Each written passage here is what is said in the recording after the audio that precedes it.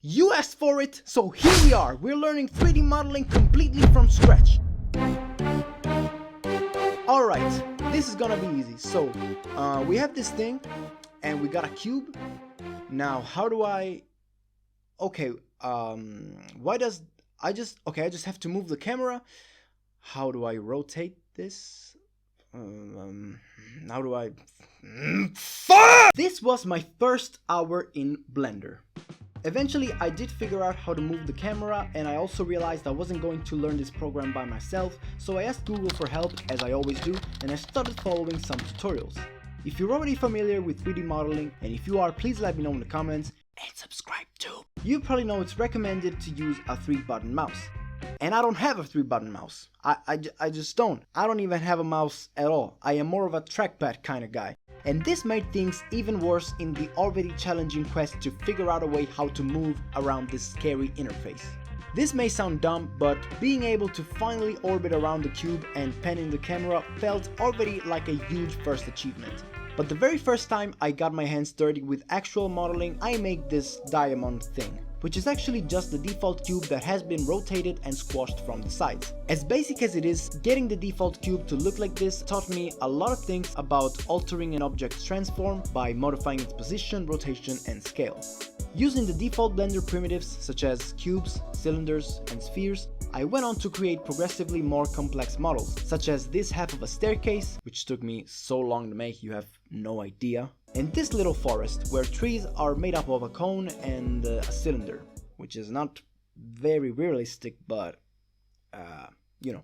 At this point I also learned about snapping, which is an amazing feature sent by God himself directly to Blender users that works like magic.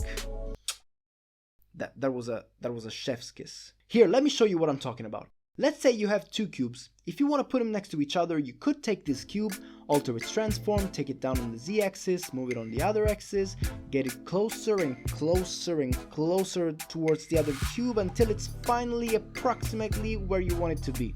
With snapping, you can just go boop, done. Come on, how are you not excited about this? After learning about snapping, I started using materials for the first time ever, which meant that I could start coloring my models. And then I started learning about using lights, specifically point lights, to create shadows and highlights on the objects.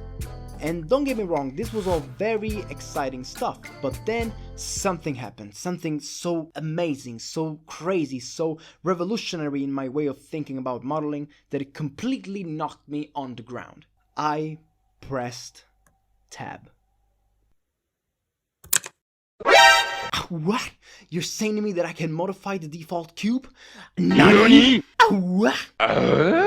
Remember, until this point I had been making models by simply stacking up primitives on top of each other, which is fine if you're a caveman.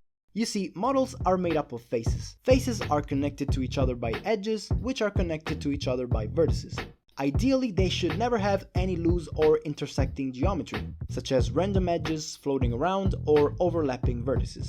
So let's say we want to make a dome structure like this one you're seeing here. We could do it like a dumbass caveman, like I did here, stacking up a sphere on top of a cylinder, and you would end up with this mess made up of 284 triangles. Or you could do this like an actual human being by editing the objects so they don't have any intersecting faces, and you would end up with the exact same result and only 158 triangles, which is almost half of what we had before.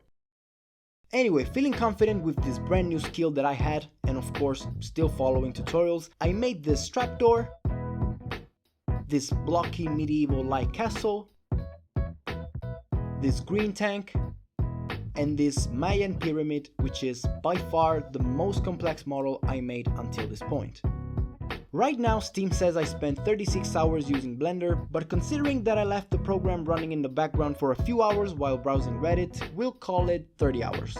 So what are my first impressions? Well, generally I'm having a lot of fun and I'm very excited to keep on learning, but if I had to pick one thing that's been on my mind for the entirety of the time I spent in Blender, is the sheer amount of tools and features this program has. Maybe this is why the interface can feel so overwhelming to beginners, because there's a lot of stuff here.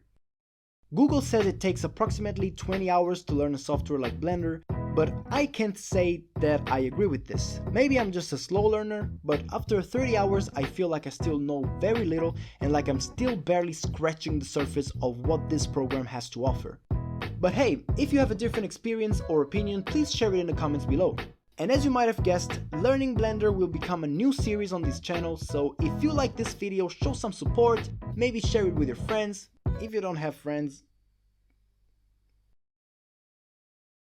don't share it. Yeah, and let me know if you want to stay updated on my future progress. I will also leave a link in the description to my Discord server where I'll be posting updates and behind the scenes of my future projects. Well, that's all. I have to make an outro that is cool. Slap that beach default cube and subscribe. And if you're already subscribed, then subscribe again. Is that something you can do? I don't know. Bye.